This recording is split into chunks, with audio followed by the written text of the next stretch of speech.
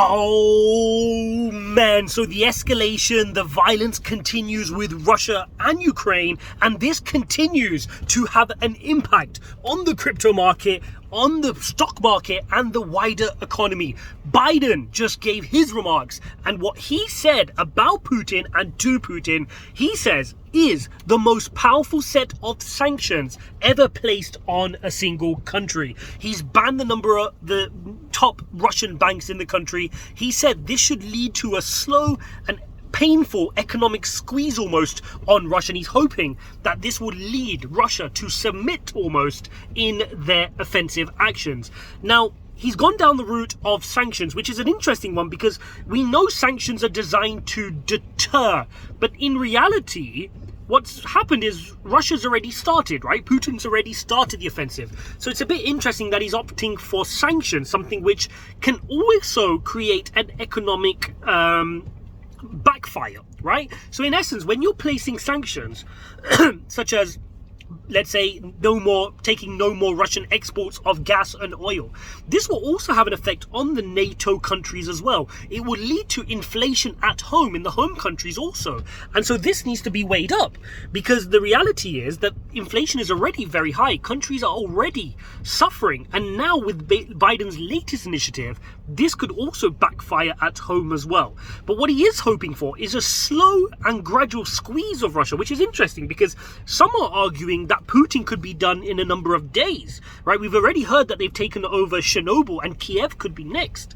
right? He's moving his offensive quite fast. So could it be that Putin could be done in a couple of days before NATO is even able to mobilize their sanctions? Because Biden even said we're going to look back to see how the sanctions are progressing in 30 days. So he's taking a long approach, and this could be quite bad for the stock market and crypto market, because that means he may be having his sight on the long game here if he's already saying we're going to review the sanctions in 30 days. The other side of the stick is that this could be done with in a couple of days, right? Russia could go in, install a puppet regime in Ukraine and move their forces out, in which case things will go back to a diplomatic route and be more of a Cold War cyber attacking situation of war. So all these things matter for the markets because the markets don't like uncertainty. So this kind of environment where there's heated conversation, rhetoric, anger, a lot going on, where troops can be escalated, different countries can get involved, that spooks the markets. We saw Bitcoin start to rally when Biden spoke, and then it gave it up at about, it kind of went towards 47, didn't quite get close enough to 47, then fell back to about 46,300, right? S&P did the same pattern, kind of rose as he was speaking and then fell. He also said, Biden said that he was going to send, I think, about 7,000 more troops, give them permission to go and thicken out the support at the NATO borderlines, right? So he's reaffirmed that he's not sending troops to to Ukraine. Obviously, them not being a NATO member, he doesn't have to. But he also reaffirmed that he would execute Article 5 if needed, right? Which is one attack. An attack on a NATO member is the same as if you attack any member. They would all retaliate, right? So he's holding that firm. He is saying, look, we're going to protect NATO, and so he's ready to use his resources to do so. But he's fallen short of saying he's going to physically help Ukraine, okay? So we've not had that mentioned just yet. So that's something we need to keep an eye on. He's not said that just yet, that he would physically help Ukraine. So basically, that's where we're at with the first round of sanctions. He's saying this because we heard there would also maybe be some conversations around SWIFT. Some people were saying that maybe Russia will get banned from SWIFT and that should happen immediately. But he's saying these sanctions are far more powerful than removing Russia just from SWIFT. So that's interesting as well. Excuse this light in the background, guys. That could be even more powerful. That's what he's saying, right? More powerful than SWIFT, which is interesting because we know SWIFT is really powerful.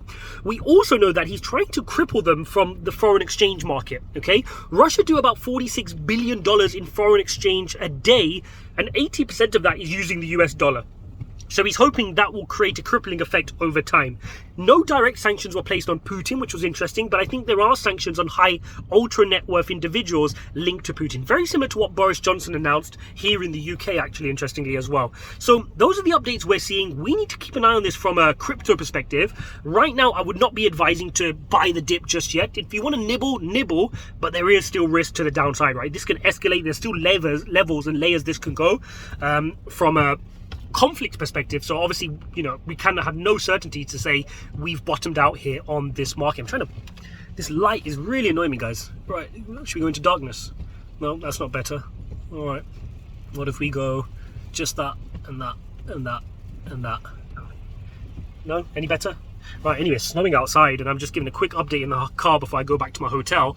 But yeah, that's what's going on, guys. It's picked a bad time. I'm not on my desk while this conflict is arising. We did do a live stream earlier today, so go watch that. We did cover off some of the news, and we covered Biden's speech live as well. So if you want my reactions to that live, and you can watch Biden give his whole speech announcing his sanctions, go check that out as well. But definitely, we'll stay tuned. Hit subscribe if you want more updates and how, more importantly, this is going to affect the crypto market, because obviously this is a crypto channel, and we'll cover the Ukraine-Russia crisis from a crypto perspective. Obviously, we hope everybody is safe, and we hope this crisis resolves itself quickly and in a diplomatic route as quickly as possible, with the least number of casualties possible in this time. Obviously, thoughts and prayers to those affected.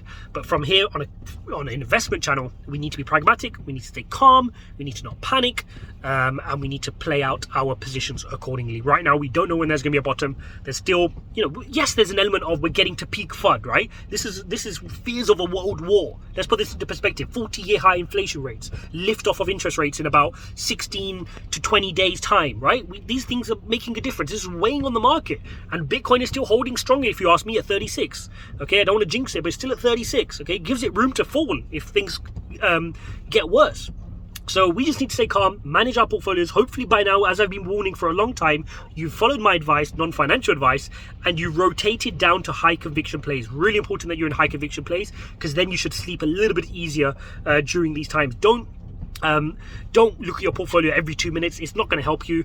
Don't look at technical patterns too much. It's not going to help you, which is why I'm not sticking technical analysis in your face today, because the reality is this is a geopolitical issue. It's going to ride the markets.